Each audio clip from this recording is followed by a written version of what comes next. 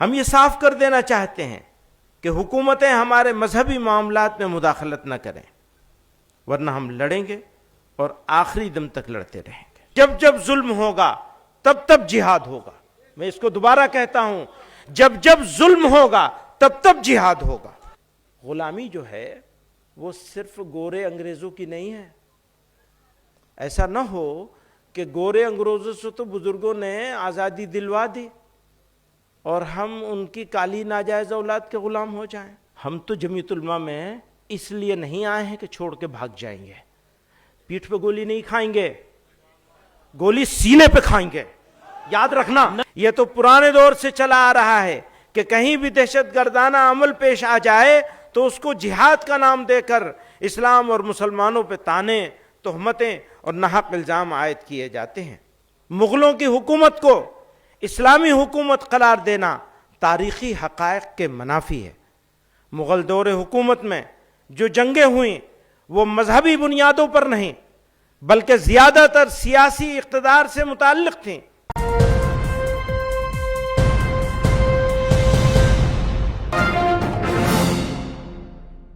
کلیجہ تھام لو، روداد غم ہم کو سنانے دو، تمہیں دکھا ہوا دل ہم دکھاتے ہیں دکھانے دو، اسی کے دم سے تھوڑی روشنی ہے خانہ دل میں، بجھاتے کیوں ہو شمع آرزو کو جھلملانے دو، یہ بجلی اس دل خوابیدہ کو ایک تازیانہ ہے، میری محرومیوں پر آسماں کو مسکرانے دو، اسی سے تم کسی کے زلف کی روداد سن لینا، ادھر دیکھو وہ دیوانہ چلا آتا ہے آنے دو، سنا ہے عشق کی معراج پنہا ہے شہادت میں، چھری لاؤ ہمیں بھی اپنی قسمت آزمانے دو، نہ داغ آئے گا اپنے دامن حسن طبیعت پر، وفا پر میری جو تہمت لگاتے ہیں لگانے دو، زمانہ صبر کر لیتا ہے عاجز ہم بھی کر لیں گے، خلش دل کی مٹا لینے کو دو آنسو بہانے دو۔ عزیزان گرامی قدر، ملک کی موجودہ صورتحال انتہائی حساس اور فکر انگیز ہے۔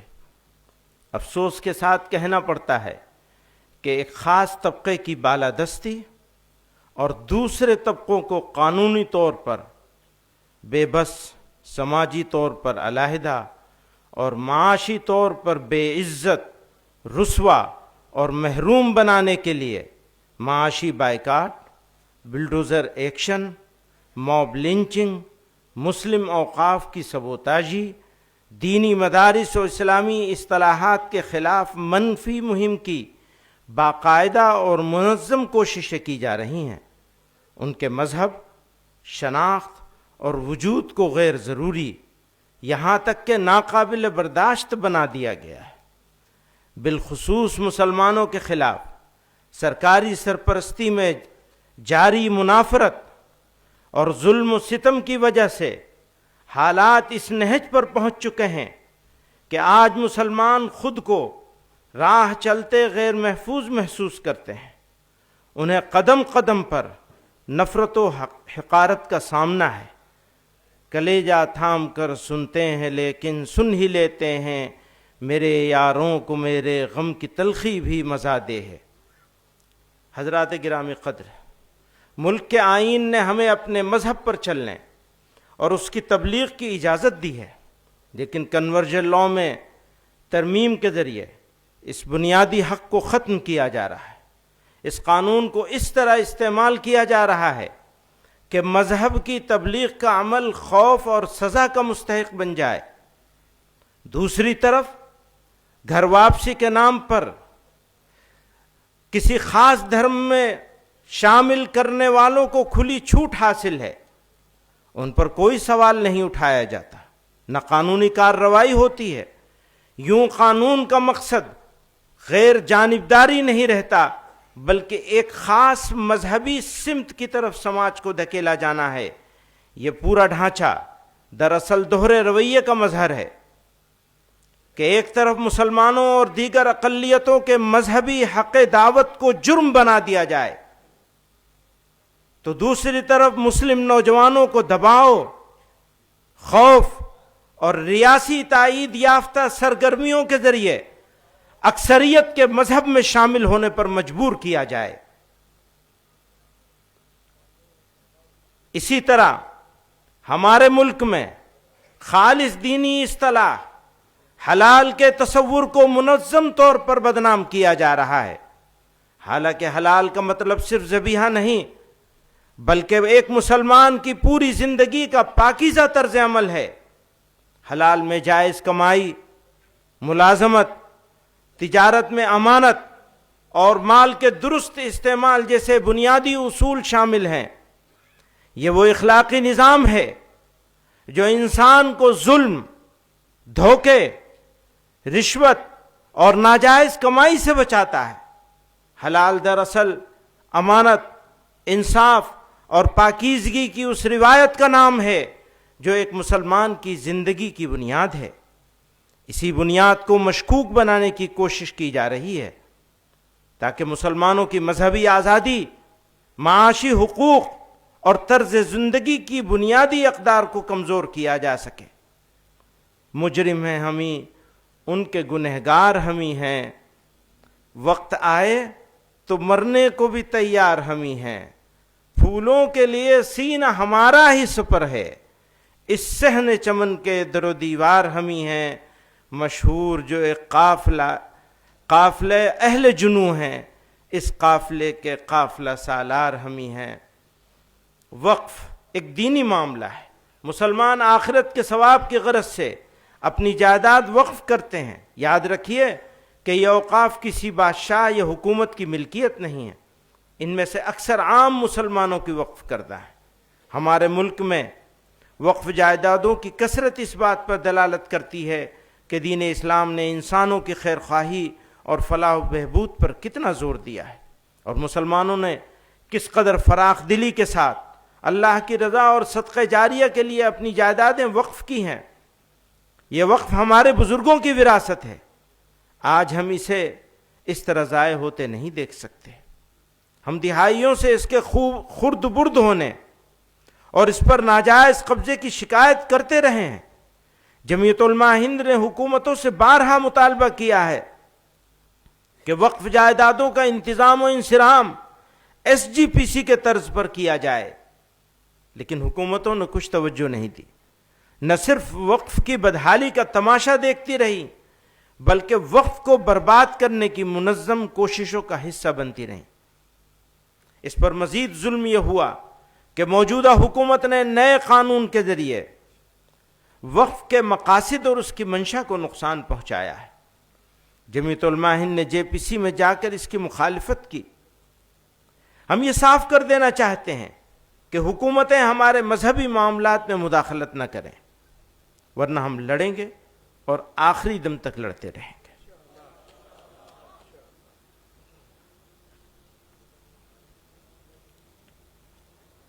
عدلیہ کا رویہ، حضرات گرامی قدر، کسی بھی مہذب سماج کے لیے عدل و انصاف سب سے بڑا معیار ہے۔ عدل و انصاف کے بغیر بڑی سے بڑی ریاست اور بڑے سے بڑا ملک باقی نہیں رہ سکتا۔ ہر حکمراں کا اولین فرض اپنی رعایا کو انصاف فراہم کرانا ہے۔ ملک میں امن و امان کا قیام اور جرائم سے پاک معاشرے کی تشکیل انصاف کے بغیر ہو نہیں سکتی، ہو ہی نہیں سکتی۔ لیکن افسوس کے ساتھ یہ کہنا پڑتا ہے کہ گزشتہ کچھ عرصے سے بالخصوص بابری مسجد، طلاق ثلاثہ جیسے بہت سے مسئلوں پر فیصلے کے بعد یہ تاثر عام ہو رہا ہے کہ عدالتیں حکومتوں کے دباؤ میں کام کر رہے ہیں۔ اقلیتوں کے آئینی حقوق اور دستور کے بعض بنیادی اصولوں کی تشریح کی ایسی مثالیں سامنے آئی ہیں جنہوں نے عدالتوں کے کردار پر سوالیہ نشان لگا دیا ہے۔ موجودہ وقت میں عبادت گاہ ایکٹ کو نظر انداز کر کے نظر انداز کرتے ہوئے گیان واپی اور متھرا کے مقدمات کو قابل سماعت قرار دینے کا فیصلہ، قابل سماعت قرار دینے کا فیصلہ بھی اس کی ایک واضح مثال ہے۔ یاد رکھیے، سپریم کورٹ اس وقت تک ہی سپریم کورٹ کہلانے کا، اس وقت تک ہی سپریم کہلانے کا مستحق ہے جب تک آئین کی پابندی کرے، قانون کے حقوق کا خیال رکھے۔ اگر ایسا نہ کرے تو وہ اخلاقی طور پر بھی سپریم کہلانے کا حقدار نہیں ہے۔ تھوڑی تکلیف، اب جب عدالتوں کے بارے میں بات کر رہے ہیں تو مجھے یہ کہنا ضروری ہے، تھوڑی تکلیف رسن پھر تھوڑی سی تکلیف دار، ہمیں تیار ہونا پڑے گا۔ تھوڑی تکلیف رسن پھر تھوڑی سی تکلیف دار، اس کے بعد دوستو آرام ہی آرام ہے۔ اپنی ہی بستی میں ہم سے، اپنی ہی بستی کے لوگ، اپنی ہی بستی میں ہم سے، اپنی ہی بستی کے لوگ پوچھتے ہیں کون سی بستی کے ہو، کیا نام ہے؟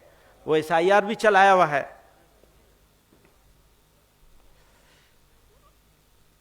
ایک بہت اہم معاملہ ہے،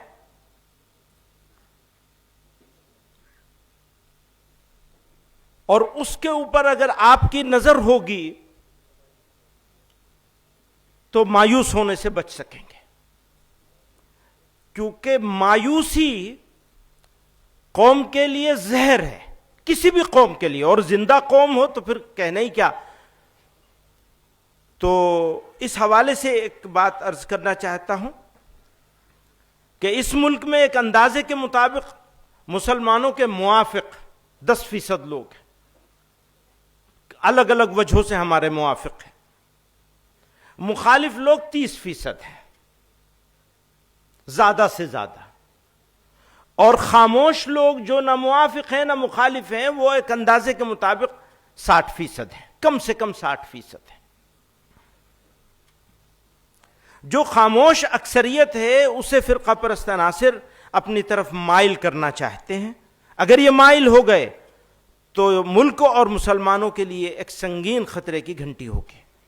اگر ہم چاہتے ہیں کہ فرقہ پرست عناصر کامیاب نہ ہوں تو قوم، تنظیموں، شخصیات اور مسلمانوں کے نمائندوں کو دعوتی مزاج اختیار کرنا ہوگا۔ مسلمان اپنے منصب کو پہچانے اور دعوت و ارشاد کے نقطہ نظر سے جو اخلاقی عظمت ان کو حاصل ہونی چاہیے وہ حاصل کریں۔ ہم دوسروں کے ساتھ بہتر تعلقات قائم کریں، ایک دوسرے کی ثقافت اور مذہب کا احترام کریں، لیکن لوگوں کو دین اسلام کی حقیقی تعلیمات سے بھی آگاہ کریں۔ دعوتی مزاج کیا ہے؟ قرآن کریم سے رہنمائی ملتی ہے کہ جب آپ صلی اللہ علیہ وسلم کے حق و صداقت اور محبت و ہمدردی کے جواب میں مشرکین مکہ کی طرف سے ظلم و ستم، جبر و تعدی، وحشت و بربریت، بدخلقی اور بہیمیت پیش کی جاتی تھی، تو اس وقت حق تعالی جل مجدہ نے رہنمائی فرمائی۔ چنانچہ قرآن مجید کی سورہ نمبر 46 آیت نمبر 35 میں اللہ رب العزت ارشاد فرماتے ہیں، فَاصْبِرْ كَمَا صَبَرَ أُولُو الْعَزْمِ مِنَ الرُّسُلِ، سورہ احقاف، صبر کرو جیسے کہ اولو العزم رسولوں نے صبر و استقامت سے کام لیا، اور خدا پر بھروسہ کرو۔ قرآن مجید کی سورت نمبر 33 آیت نمبر 48 میں پروردگار عالم فرماتے ہیں، وَدَعْ أَذَاهُمْ وَتَوَكَّلْ عَلَى اللَّهِ وَكَفَى بِاللَّهِ وَكِيلًا، اور ان کی ایذا رسانی کو نظر انداز کرو اور خدا پر بھروسہ کرو۔ سورہ احزاب، قرآن مجید کی سورہ نمبر 16 آیت نمبر 135 میں اللہ رب العزت فرماتے ہیں، ادع الی سبیل ربک بالحکمت والموعظۃ الحسنہ وجادلہم باللتی ہی احسن۔ سورہ نحل، اپنے رب کے راستے کی طرف حکمت اور اچھی نصیحت کے ساتھ بلاؤ، اور ان سے اس طریقے سے بحث کرو جو سب سے اچھا ہو۔ قرآن مجید کی سورہ نمبر 41 آیت نمبر 34 میں ارشاد فرمایا، ادفع باللتی ہی احسن فَإِذَا الَّذِي بَيْنَكَ وَبَيْنَهُ عَدَاوَةٌ كَأَنَّهُ وَلِيٌّ حَمِيمٌ، برائی کو بھلائی کے ساتھ دور کر دو تو تمہارے اور جس شخص کے درمیان دشمنی ہوگی وہ اس وقت ایسا ہو جائے گا جیسے کہ وہ گہرا دوست ہو۔ ہمیں دعوتی مزاج بنانے کی ضرورت ہے، عداوتی مزاج نہیں۔ یاد رکھیے، شہاب الدین غوری والی دہلی کو چھوڑ کر حضرت خواجہ معین الدین چشتی اجمیری رحمۃ اللہ علیہ نے حضرت خواجہ معین الدین چشتی اجمیری رحمۃ اللہ علیہ نے پرتھوی راج کے اجمیر میں رہنے کا فیصلہ کیا، اور مشکل حالات میں داعیانہ طریقہ اختیار کر کے ہمدردی اور خدمت خلق کے ذریعے لاکھوں انسانوں کے سینوں کو نور ایمان سے منور اور ان کے دلوں کو توحید و رسالت کی روشنی سے مالا مال کیا، اور دلوں پر حکمرانی کی وجہ سے سلطان الہند کہلائے۔ اسلام سب سے قدیم مذہب ہے جو اسی دھرتی سے شروع ہوا۔ متعدد اقوال سے معلوم ہوتا ہے کہ خدا کے سب سے پہلے پیغمبر ابو البشر سیدنا آدم علیہ السلام اسی خطے میں تشریف لائے۔ حضرت آدم پہلے انسان تھے، پہلے مسلمان اور پہلے نبی تھے۔ حضرت محمد صلی اللہ علیہ وسلم آخری نبی ہیں۔ آپ صلی اللہ علیہ وسلم کا پیغام آفاقی ہے، کسی زمین یا خطے کے ساتھ محدود نہیں۔ اس لیے ہندوستان کی دھرتی مسلمانوں کے لیے کبھی اجنبی نہیں رہی اور نہ رہے گی انشاءاللہ۔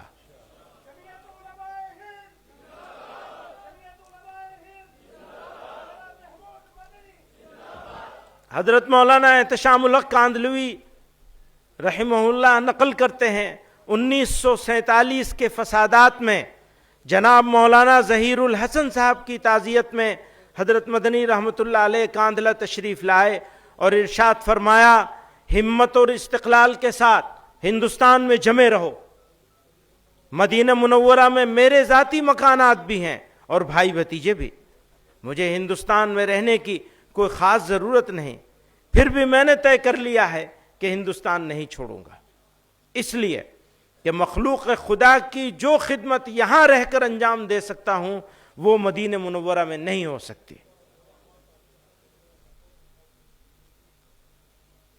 حضرت پورا ہو جائے تو بتا دیجیے گا، جزاک اللہ۔ اس لیے کہ مخلوق خدا کی جو خدمت یہاں رہ کر انجام دے سکتا ہوں وہ مدینہ منورہ میں نہیں ہو سکتی۔ اسی کشت و خون کے دوران بستی حضرت نظام الدین اولیاء میں حضرت شیخ الحدیث مولانا زکریا صاحب رحمۃ اللہ علیہ سے ملاقات کے لیے تشریف لائے تو حالات سے سخت متاثر تھے، چہرے مبارک سے غیظ و غضب کے آثار عیاں تھے۔ آپ نے بھررائی ہوئی آواز میں فرمایا، میں نے تو ہندوستان میں مرنے کا فیصلہ کر لیا ہے۔ جہاد، اسلام اور مسلمانوں کے دشمنوں نے اسلام کی مقدس اصطلاحات مثلا جہاد کے لفظ کو ایک گالی، فساد اور وائلنس کا ہم نام بنا دیا ہے۔ لو جہاد، لینڈ جہاد، تعلیم جہاد، تھوک جہاد وغیرہ جیسے جملے استعمال کر کے مسلمانوں کی سخت دل آزاری اور ان کے مذہب کی توہین کی جا رہی ہے۔ افسوس کا مقام ہے کہ حکومت اور میڈیا میں بیٹھے ذمہ دار افراد بھی اس طرح کے الفاظ استعمال کرنے میں کوئی شرم محسوس نہیں کرتے اور نہ ایک کمیونٹی کی دل آزاری کی پرواہ کرتے ہیں۔ پرواہ کیا کریں گے؟ یہ تو اس کمیونٹی کی دشمنی میں کرتے ہیں۔ یہ تو پرانے دور سے چلا آ رہا ہے کہ کہیں بھی دہشت گردانہ عمل پیش آ جائے تو اس کو جہاد کا نام دے کر اسلام اور مسلمانوں پہ طعنے، تہمتیں اور ناحق الزام عائد کیے جاتے ہیں۔ یہ واضح ہونا چاہیے کہ اسلام میں جہاد ایک مقدس دینی فریضہ ہے۔ جہاد قرآن میں کئی معنوں کے لیے استعمال ہوا ہے، لیکن جس معنی کے لیے بھی استعمال ہوا ہے فرد سے لے کر سماج و انسانیت کی بھلائی، ان کی سربلندی اور ان کی عزت و وقار کے قیام کے لیے ہوا ہے۔ جہاں جنگ و قتال کے معنی میں استعمال ہوا ہے وہ بھی ظلم و فساد کے خاتمے اور انسانیت کی بقا کے لیے ہے۔ اس لیے جب جب ظلم ہوگا تب تب جہاد ہوگا۔ میں اس کو دوبارہ کہتا ہوں، جب جب ظلم ہوگا تب تب جہاد ہوگا۔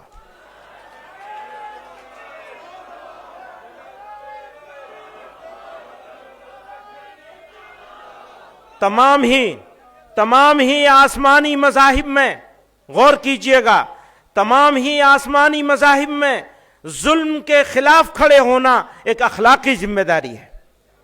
اسلام میں بھی جہاد کا بنیادی مقصد ظلم کا خاتمہ، امن کا قیام اور حق کا دفاع ہے۔ تاہم یہ حقیقت ذہن نشین رہنی چاہیے کہ نمبر 1، جہاد کوئی انفرادی، نجی یا انتقامی کارروائی نہیں۔ نمبر 1، جہاد کوئی انفرادی، نجی یا انتقامی کارروائی نہیں۔ نمبر 2، صرف ایک ذمہ دار اور شرعی اصولوں کے مطابق قائم ریاست ہی جہاد کا فیصلہ کر سکتی ہے۔ نمبر 3، ہندوستان جیسے جمہوری اور سیکولر ملک میں جہاں اسلامی سیاست کا کوئی تصور موجود نہیں، وہاں جہاد کے نام پر کوئی گفتگو موضوع بحث ہی نہیں۔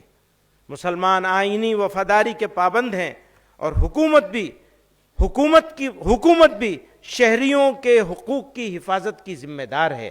حکومت کی ذمہ داری ہے کہ وہ شہریوں کے حقوق کی حفاظت کرے، اور اگر وہ ناکام ہوتی ہے تو وہ اس کی ذمہ داری ہوگی، ہماری ذمہ داری نہیں ہوگی۔ پھر ہم اگرچہ بزم سے دور ہیں، ہم ہی رنگ ہیں، ہم ہی نور ہیں۔ ہم اگر نہ دیں گے لہو انہیں، وہ چراغ کیسے جلائیں گے؟ وہ تو کچھ اور سمجھ رہے ہیں، ہم یہ سمجھ رہے ہیں ہم اگر نہ دیں گے لہو انہیں، وہ چراغ کیسے جلائیں گے؟ نہ اتنا چھیڑ کر اے وقت دیوانہ بنا ہم کو، ہوئے دیوانے ہم تو سب کو دیوانہ بنا دیں گے۔ نہ جانے کتنے دل بن جائیں گے ایک دل کے ٹکڑے سے، نہ جانے کتنے دل بن جائیں گے ایک دل کے ٹکڑے سے۔ وہ توڑیں آئینہ، ہم آئینہ خانہ بنا دیں گے۔ مشکلات و مصائب، یہ درست ہے کہ ہمارے سامنے مشکلات اور پریشانیاں ہیں، اور بسا اوقات مشکلات کی بے شمار فوجوں کو دیکھ کر ہم اپنے مستقبل سے مایوس ہوتے ہیں، لیکن آپ صرف اپنے اوپر نہیں بلکہ پورے عالم انسانیت پر نظر ڈالیے۔ کیا دنیا میں آج کوئی زندہ قوم ایسی بھی ہے جو مشکلات میں محصور نہ ہو؟ اس لیے میں کہتا ہوں کہ مشکلات زندگی کی علامت ہیں۔ مردہ قومیں مشکلات میں مبتلا نہیں ہوتی، وہ تو سرنڈر کر دیتی ہیں۔ وہ کہیں گے وندے ماترم پڑھو تو پڑھنا شروع کر دیں گے۔ تو یہ پہچان ہوگی مردہ قوم ہونے کی، اور اگر زندہ قوم ہے تو پھر حوصلہ بلند کرنا پڑے گا، حالات کا مقابلہ کرنا پڑے گا۔ مردہ قومیں مشکلات میں مبتلا نہیں ہوتی، لیکن یاد رکھیے زندہ قومیں ہی آزمائی جاتی ہیں۔ مردانہ وار مشکلات کا مقابلہ کیا کرتی ہیں۔ اللہ تعالیٰ نے ارشاد فرمایا وَلَنَبْلُوَنَّكُمْ بِشَيْءٍ مِّنَ الْخَوْفِ وَالْجُوعِ وَنَقْصٍ مِّنَ الْأَمْوَالِ وَالْأَنفُسِ وَالثَّمَرَاتِ، پھر کہتے ہیں وَبَشِّرِ الصَّابِرِينَ، ہم تمہاری آزمائش کرتے رہیں گے، کچھ خوف اور بھوک سے، مال اور جان سے، اور پھلوں کے نقصان سے، اور صبر کرنے والوں کے لیے بشارت ہے۔ اسی طرح پروردگار عالم نے فرمایا ام حسبتم ان تدخلوا الجنة ولما يأتكم مثل الذين خلوا من قبلكم مستهم البأساء والضراء وزلزلوا حتى يقول الرسول والذين آمنوا معه متى نصر الله۔ ابھی بھی کہتے ہیں ساری دنیا میں تمہاری کیوں پٹائی ہو رہی ہے؟ ہم خاص ہیں نا، آزمائش تو ہماری ہوگی۔ کیا تم یہ گمان رکھتے ہو کہ جنت میں داخل ہو جاؤ گے؟ درا حال ہے کہ تم پر ان لوگوں کے حالات پیش نہیں آئے جو تم سے پہلے گزر چکے ہیں۔ انہیں تنگی اور سختی پیش آئی، انہیں ہلا ڈالا گیا، یہاں تک کہ پیغمبر اور جو لوگ ان کے ہمراہ ایمان لائے تھے بول اٹھے کہ اللہ کی مدد کب آئے گی؟ سن رکھو اللہ کی امداد یقیناً قریب ہے انشاءاللہ۔ تفسیر ماجدی جلد اول صفحہ 400۔ اس آیت میں مومنین کو بشارت اور تسلی دی گئی ہے، اور حقیقت کا بیان آ گیا کہ مجاہدات سے گھبرانا اور بددل نہیں ہونا چاہیے، مصائب میں الجھ کر مسکرانا میری فطرت ہے، مجھے ناکامیوں پر اشک برسانا نہیں آتا۔ گلستان میں شریک صحبت اہل چمن ہم ہیں، بس اتنی بات پر کیوں قابل دار و رسن ہم ہیں۔ جواب ظلم دیتی جا رہی ہے اپنی مظلومی، ادھر تلوار رنگی ہے ادھر رنگی کفن ہم ہیں۔ خزاں سے کب کی بنیادیں گلستاں گر چکی ہوتی، خزاں سے کب کی بنیادیں گلستاں گر چکی ہوتی، مگر یہ خیریت ہے زیر دیوار چمن ہم ہیں۔ اگرچہ بزم میں ہم بھی ہیں، اگرچہ بزم میں ہم بھی ہیں، لیکن فرق کتنا ہے، وقار انجمن تم ہو وبال انجمن ہم ہیں۔ بس اولاد کی تربیت، بچہ اللہ تعالیٰ کے انعاموں میں سے ایک بڑا انعام ہے۔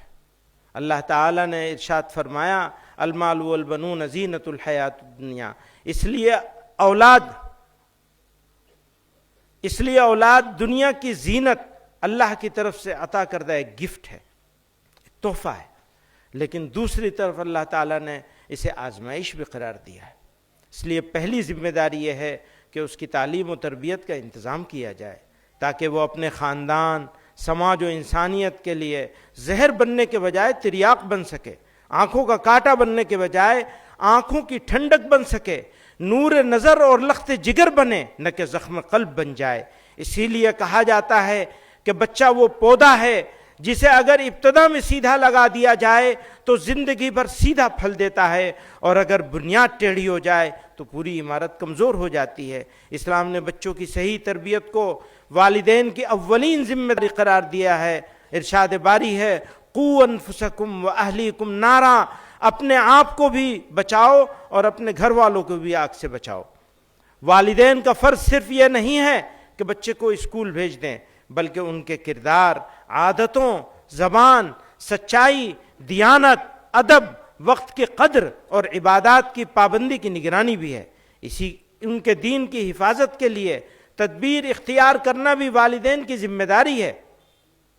اس کے لیے ان کو مکتب کی تعلیم بھی دلائی جائے۔ یاد رکھیے کہ جو بچے اپنی تعلیم کے ساتھ اخلاق سیکھتے ہیں وہ آگے چل کر والدین کا سہارا، خاندان کی عزت اور قوم کی طاقت بنتے ہیں۔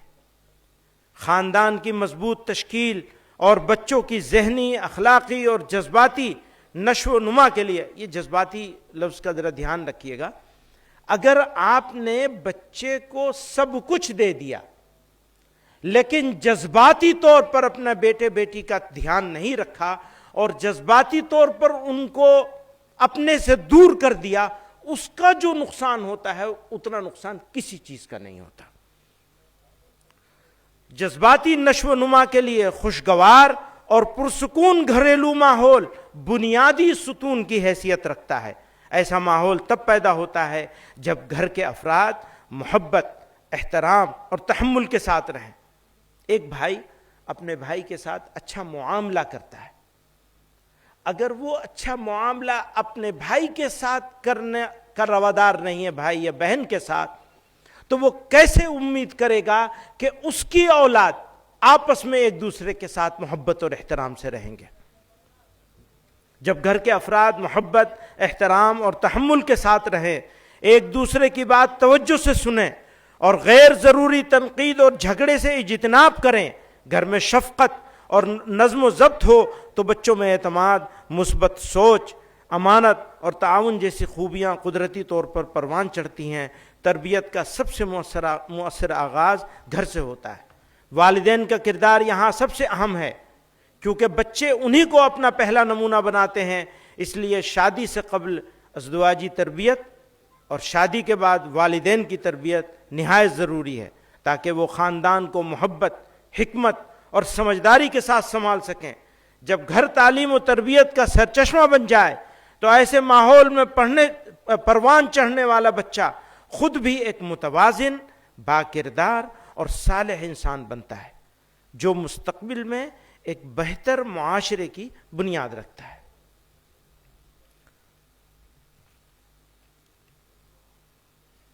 گرو تیغ بہادر اور ان کے صاحبزادوں کی قربانی.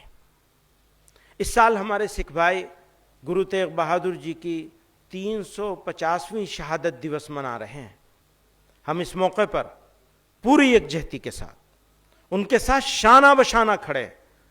گرو تیغ بہادر گرو نانک کی بھکتی روایت کے جانشین اور اس دھرتی کے روشن چراغ تھے، لیکن افسوس ہے کہ کچھ فرقہ پرست عناصر کی طرف سے گرو تیغ بہادر اور صاحبزادوں کی شہادت کو ایسے رنگ میں پیش کیا جا رہا ہے جس کا مقصد سکھ روایت کی قدر نہیں بلکہ تاریخ کو مسخ کر کے ایک نئے فرقہ وارانہ نیریٹو کو جنم دینا ہے. ہم پوری سنجیدگی کے ساتھ یہ کہنا چاہتے ہیں کہ تاریخ کے حادثات کو دو قوموں کے لڑانے کے لیے استعمال کرنا نہ صرف تاریخ پر ظلم ہے بلکہ ملک کے حال و مستقبل کے ساتھ بدخواہی ہے. آج جمیعت علماء ہند کے اس پلیٹ فارم سے صاف صاف اور دو ٹوک الفاظ میں اس حقیقت کا اظہار کرنا چاہتے ہیں کہ تاریخ کے وہ واقعات جن کے نتیجے میں گرو صاحب کے کمسن صاحبزادگان کے قتل کا دردناک حادثہ پیش آیا تھا وہ ظلم اور ناانصافی پر مبنی تھے. یہ سانحہ ہماری اجتماعی اخلاقی قدروں اور انصاف کے اصولوں سے کسی طرح میل نہیں کھاتا. اسی کے ساتھ یہ وضاحت بھی ضروری ہے کہ مغلوں کی حکومت کو اسلامی حکومت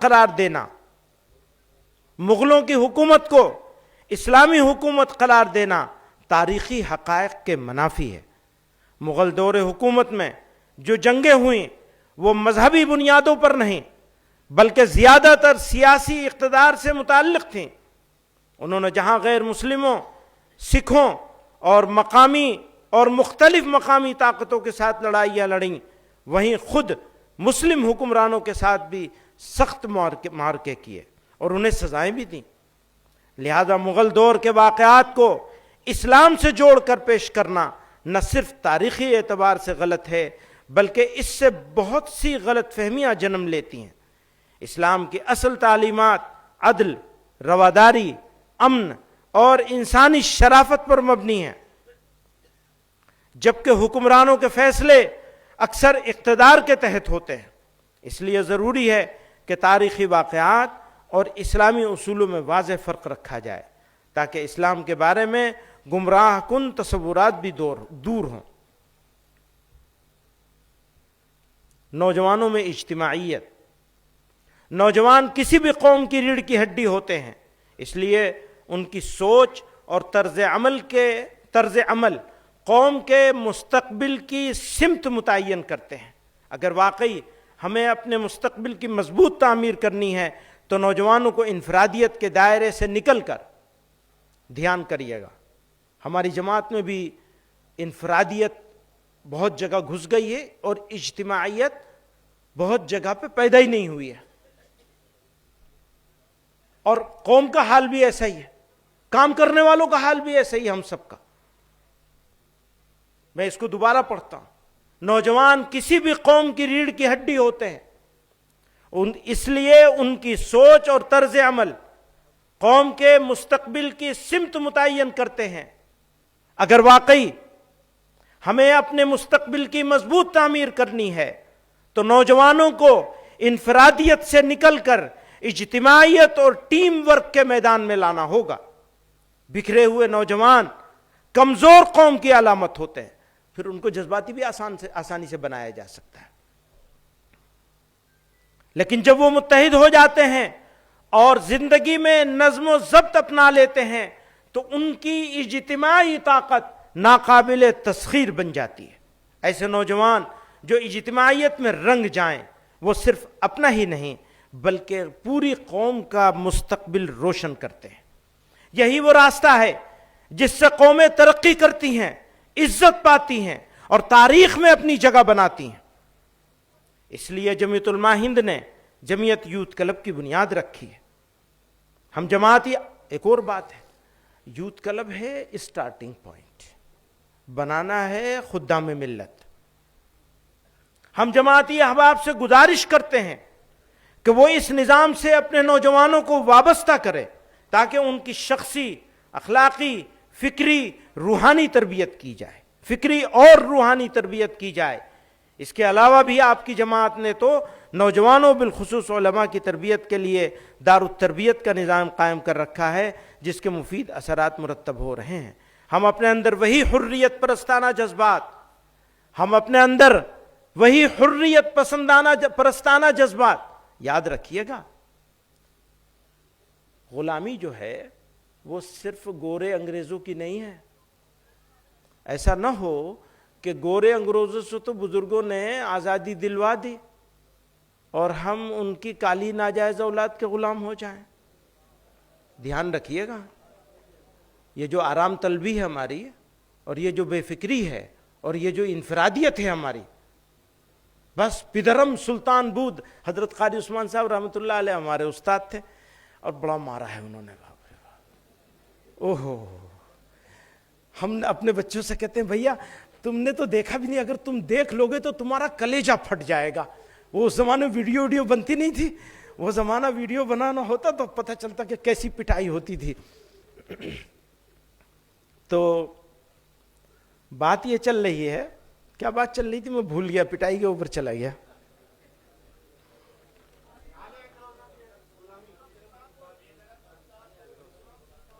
ہاں، جب وہ بہت ناراض ہوتے تھے، ہاں بس پدرم سلطان بود، میرا باپ تو بادشاہ ہے تو مجھے کیا ضرورت ہے کچھ کرنے کی، صاحبزادگیت نکالنے کے لیے۔ تو پوری قوم کا یہی حال ہے، بس ہم ہیں۔ ارے بھائی ہم ہو تو کیا ہو تم، انفن فی الماء و استن فی السماء، اس سے بھی گھٹیا جگہ کوئی ہو سکتی ہے تو وہاں ہماری ناک ہے۔ صحیح بات ہے، واقعی ہمارا حال تو ایسا ہی ہے۔ اب بدلے گا کیسے یہ حال؟ کیا ہماری انفرادیت کے ذریعے بدل جائے گا یا اجتماعیت کے بدلے بدلے گا؟ میں نے پچھلی مرتبہ یہ عرض کیا تھا کہ اس اجتماعیت کی روح کو بڑھانے کے لیے، نوجوانوں کو آگے لانے کے لیے، کام کے لوگوں کو متحرک اور فعال بنانے کے لیے، اس کا بالکل دوسرا مطلب سمجھ لیا گیا۔ میری کوئی تجویز نہیں ہے، میری کوئی تجویز نہیں ہے، پچھلے سال تھی تجویز، ابھی کوئی تجویز نہیں ہے، تو اب یہ اطمینان تو رکھیے کہ تردید کی ضرورت نہیں پڑے گی۔ میری کوئی تجویز نہیں ہے، میری تو اپنا دامن آپ لوگوں کے سامنے، اپنے بڑوں بزرگوں اکابر کے سامنے پھیلا کر ایک ہی تمنا ہے، الہ العالمین یہ جو ہیرے ہماری قوم میں موجود ہیں، ہمارے سماج میں موجود ہیں، ہماری جماعت میں موجود ہیں، پروردگار عالم ہمیں ایسی توفیق دے دے کہ ہم ان کو تراش کر حقیقی معنوں میں ہیرا بنا سکیں۔ آپ کی نظر ہوگی، یہ اکابر یہاں موجود ہیں، ان کی نظر ہوگی نوجوانوں پر، ان کی سرپرستی میں انہیں کام کرنے کا موقع ملے گا تو انقلاب آئے گا، ورنہ وہی گھسا پیٹا ایک چلتا رہے۔ ہاں تو یہ تو زندگی بھر کے لیے صدر محترم ہو گئے، مثلا محمود صاحب صدر ہو گئے، اب یہ صدر رہیں گے، اب اطمینان رکھو، نئے افراد کو تیار کرنے کی کوئی ضرورت نہیں ہے، بالکل کوئی ضرورت نہیں، ہو گئے بس ٹھیک ہے۔ اب جب یہ مریں گے تب دیکھا جائے گا، اس کے بعد جھگڑا ہوگا، فلاں ہوگا، اور اس کے بعد پھر کسی کو لایا جائے گا، اور پتہ نہیں اس وقت آپ اکابر موجود ہوں گے نہیں ہوں گے، ابھی تو آپ موجود ہیں، آپ لائیں گے کسی کو اور وہ ٹھیک کام نہیں کرے گا تو اسے لات مار کے نکال دیں گے کان پکڑ کے، دوسرے کو لائیں گے۔ اس طرح افراد تیار ہوں گے ہر سطح پہ، ضلع، صوبہ اور مقام۔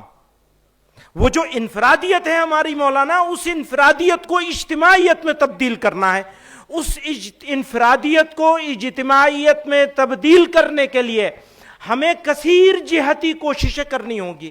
ان کوششوں کا یہ چھوٹا سا حصہ تھا جو میں نے تجویز پیش کی تھی، اگلی منتظمہ کے لیے تیار رہی ہے، میں اس کو پھر لاؤں گا، اس کے اوپر بحث ہوگی۔ ہم اکابر کی خدمت میں اپنی ٹوپی ان کے، اپنی پگڑی ان کے جوتوں میں رکھیں گے اور کہیں گے حضرت غور کر لیجئے ہماری بات پہ۔ ایک اور بات ہے، بار بار کہتا ہوں، پھر کہہ رہا ہوں آپ حضرات کی موجودگی میں، آپ حضرات کو بھی سنا دوں۔ بھیا ہم تو جمعیت علماء میں اس لیے نہیں آئے ہیں کہ چھوڑ کے بھاگ جائیں گے، پیٹھ پہ گولی نہیں کھائیں گے، گولی سینے پہ کھائیں گے، یاد رکھنا۔ نعرہ تکبیر! انشاءاللہ اپنی ساری کمزوریوں خرابیوں کا اقرار کرتے ہوئے یہ کہنا چاہتے ہیں، آپ لوگوں سے یہ سیکھا ہے کہ گولی کھائیں گے تو سینے پہ کھائیں گے, پیٹھ پہ نہیں کھائیں گے انشاءاللہ. اور ہمارا جنازہ نکلے گا تو جمعیت علماء کا جھنڈا ہوگا اس پہ انشاءاللہ. نعرہ تکبیر. اب جمعیت علماء ہند, جمعیت علماء ہند, حضرت مولانا محمود اسعد مدنی. ارے بھائی کیا کر رہے ہو, بات تو کر لینے دو, بہت لمبی بات ہو گئی میری. تو بھاگنے کی تیاری کچھ نہیں ہے, جانا کہیں نہیں ہے, نہ جائیں گے نہ آپ لوگوں میں سے کسی کو جانے دیں گے. کوئی یہ سوچتا ہو کہ کوئی چلا جائے گا عہدہ نہ ہونے کی وجہ سے, یہ کیسے ہوگا؟ جن کے پاس عہدہ ہے وہ اپنے تربیت یافتہ لوگوں کو اپنی حیات مبارک میں اپنے ہاتھ سے اس جگہ پہ بٹھائیں گے اور اس کی سرپرستی کریں گے, ہاتھ پکڑ کے آگے چلائیں گے. یہ تجویز ہے, یہ تو ہٹانے کی تجویز نہیں ہے. میں جو بات میں کہتا ہوں, یہ کہہ رہا ہوں, یہ میری بات نہیں ہے, یہاں موجود سب ذمہ داروں کی بات ہے, چاہے وہ صرف بحیثیت ممبر کے ذمہ دار ہوں. عمارت کی وہ اینٹ جو نظر آ رہی ہے وہ بہت قیمتی ہوتی ہے, لیکن جو نظر نہیں آ رہی ہے بنیاد ہے وہ اس سے زیادہ قیمتی ہوتی ہے. تو میں تو آپ کی ترجمانی کر رہا ہوں. یہ کہہ کر کے کہ میرے جنازے پر جمعیت کا جھنڈا ہوگا, یہ میرا نہیں آپ کا ہے جذبہ. آپ مریں گے تو جمعیت علماء کے جھنڈے کے ساتھ مریں گے, اس کے بغیر نہیں مریں گے. نہ کوئی بھاگے گا ہم میں سے پیٹھ دکھا کے انشاءاللہ, کیسے بھی حالات ہوں. انہوں نے ان کا سورج نہیں ڈوبتا تھا, ان سے ٹکر لی تھی, جیلوں کو آباد کیا, پھانسی کے پھندوں کو چوما ہے. تو کیا اس تسلسل کو چھوڑ دیں گے؟ اس بات سے ڈر جائیں گے کہ پابندی لگ جائے گی ہماری جماعت کے اوپر؟ ڈرو گے؟ نہیں ڈریں گے. کچھ بھی ہو جائے حالات, مقابلہ کریں گے انشاءاللہ. قائد کے فرمان پر. کون صاحب ہیں یہ بھائی؟ بات کر لینے دو, بات کا تسلسل ٹوٹ جاتا ہے, بات نہیں وہ ہو پاتی ہے. ایک بہت ضروری بات ہے, اسی کے ضمن میں اس بات کو کہہ کے ختم کر دوں گا. ہم لوگوں نے بارہا یہ بات کہی ہے, ہمارے بہت سارے اکابر نے یہ بات سنی ہوگی, اور بہت سے اکابر بھی اس بات کو کہتے ہیں, خصوصاً حضرت محتمی صاحب دامت برکاتہم. جیسے دینی تعلیمی بورڈ ہے, ہم دینی تعلیمی بورڈ کے تحت مکاتب چلاتے ہیں. ہمارے بہت سارے ساتھی ہیں, کوئی نورانی مکتب چلاتا ہے, کوئی وفاق المکاتب کے تحت چلاتا ہے, کوئی دینیات کے ساتھ کام کرتا ہے, کوئی فلاں سے. میں سب لوگوں سے یہ عرض کرتا ہوں, اپنے ساتھیوں سے, بھائی اگر دینیات والے 50,000 مکتب چلا رہے ہیں مثلا, یا 1 لاکھ چلا رہے ہیں, تو 1 لاکھ مکتب میں جتنے بچے پڑھ رہے ہیں ان بچوں کو پڑھانے کی ذمہ داری سے ہم بری ہو گئے نہیں ہو گئے؟ تو وہ ہمارے مخالف ہیں یا معاون ہیں؟ وہ ہمارے معاون ہیں. ہمارا ان سے طریقے عمل میں دینیات سے کوئی اختلاف نہیں ہے, لیکن کسی کام کرنے والے سے ہمارا اختلاف ہو سکتا ہے. جمعیت میں بھی ہو سکتا ہے, جماعت میں بھی ہو سکتا ہے, کوئی اسلام کے نام پر ہے, کوئی کسی نام پر ہے. اگر کسی سے اختلاف ہے تو کیا اس کے اچھے کام بھی بیکار ہو گئے؟ ہم بچیوں کا اسکول بنانے کی بات کر رہے ہیں. ایک آدمی بچیوں کا, جیسا کہ حضرت مولانا سلمان صاحب فرما رہے تھے, بچیوں کا اسکول یا بچوں کا اسکول چلاتا ہے, اور وہ آدھے گھنٹے کے لیے حافظ جی کو بلاتا ہے, اور بلا کر وہ ناظرہ وادرہ کچھ 2-4 بچوں کو پڑھا دیا, کہہ دیا اسلامی ہو گیا. یقیناً ہمیں اسے بدلنے کی ضرورت ہے, لیکن ایسا مدرسہ بھی, ایسا اسکول بھی جہاں سب کچھ نہیں ہو رہا ہے اور کچھ بھی نہیں ہو رہا ہے, لیکن کم سے کم وہ وندنا اور وہ سارے کام سے تو بچ جاتا ہے ہمارا بچہ جو شرکیہ اعمال ہے. تو ان کو بہتر کرنے کی ضرورت ہے, ان کو ریجیکٹ کرنے کی ضرورت نہیں ہے. تو یہاں یہی بات کہنا چاہتا ہوں میں, جو لوگ بھی کام کر رہے ہیں, ہمارا جمعیت علماء کی ایک فکر ہے, ایک نظریہ ہے, اور بزرگوں سے ایک وراثت ہم کو ملی ہے, ہم اس سے 1 انچ نہیں ہٹیں گے. لیکن کسی کام کرنے والے کے ساتھ جس سے ہمارا نظریاتی نہیں, جس سے ہمارا مسلکی اختلاف بھی ہوگا, اس کے باوجود اگر وہ کوئی اچھا کام کر رہے ہیں اور ان کے 4 میں سے 2 کام اچھے ہیں, تو ان دونوں کاموں کی تائید تو ہمیں کرنی ہی چاہیے, اور اگر تائید نہیں کر سکتے تو اچھے کام کی مخالفت تو کم سے کم بالکل نہیں کرنی چاہیے. تو اسی بات کے تحت کچھ باتیں لکھی ہیں ہم نے, لیکن میں اب سنانے کا موقع نہیں ہے تو اس کو میں ختم کر لوں. میں واپس اجتماعیت پہ جاتا ہوں. ہم اپنے اندر وہی حریت پرستانہ جذبات اور فداکارانہ عزائم پیدا کر سکتے ہیں جو ایک زندہ قوم کی خصوصیات ہوتی ہیں. شرط یہ ہے کہ زعماء ملت تپیش حیات سے شناسا ہوں. شرط یہ ہے کہ زعماء ملت تپیش حیات سے شناسا ہوں. اس لیے وقت کی سب سے بڑی ضرورت ہے کہ امت اجتماعی طور پر بیٹھ کر اپنے چیلنجز میں سے اولین ترجیح کو پہچانے. ترجیحات بھی متعین ہونی چاہیے. جیسے ہمارے ہاں ترجیحات میں ابھی تک مکتب ہے اور نوجوانوں کی جسمانی اور فکری تربیت ہے. یہ دو کام ہیں. ابھی میں یوتھ کلب کا نام نہیں لے رہا ہوں کیونکہ کچھ لوگوں کو یوتھ کلب کے لباس سے، ان کے انداز سے، ان کے کاموں سے تھوڑا اشکال ہے، اور وہ ٹھیک بھی ہے، اشکال غلط اشکال نہیں ہے. ہم بات کر رہے ہیں نوجوانوں کی ذہنی اور فکری تربیت کی، بچوں کی. اور یہ دو کام ہماری ترجیحات میں ہیں اگلے 40 مہینوں کی، جس میں سے 1.5 مہینہ ہمارا جا چکا ہے.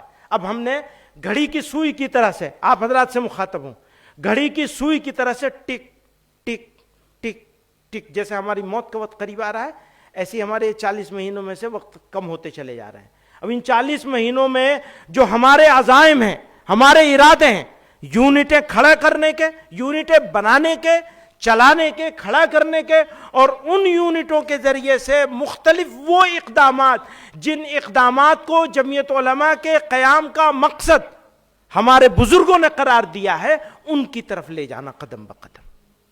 جمعیت علماء کو اس جگہ پہ لے جانا ہے جہاں ہمارے بزرگوں نے خواب دیکھا تھا کہ جمعیت بنائی جائے گی اس لیے کہ مسلمان بچے مرتد نہ ہوں. جمعیت بنائی جائے گی اس لیے کہ مسلمان نوجوان اکٹھے ہو جائیں. جمعیت بنائی جائے گی اس لیے کہ مسلمان غلط کام کرنا چھوڑ دیں. جیسے میں کہتا ہوں، اب اگر کوئی آدمی اپنی شادی کسی محلے میں، کوئی آدمی کتنا بڑا کیوں نہ ہو، اپنی وہ جو ایک تجویز بنائی تھی، اپنا جلسہ اپنا خرچہ، وہ بھی ابھی کر دوں تو اچھا ہوگا، وہ لاؤ ذرا سا. تو اگر کوئی بھی آدمی، ابھی اس قابل عمل نہیں ہے، لیکن ہم تو ناقابل عمل چیزیں پیش کر رہے ہیں ساری آپ کے سامنے.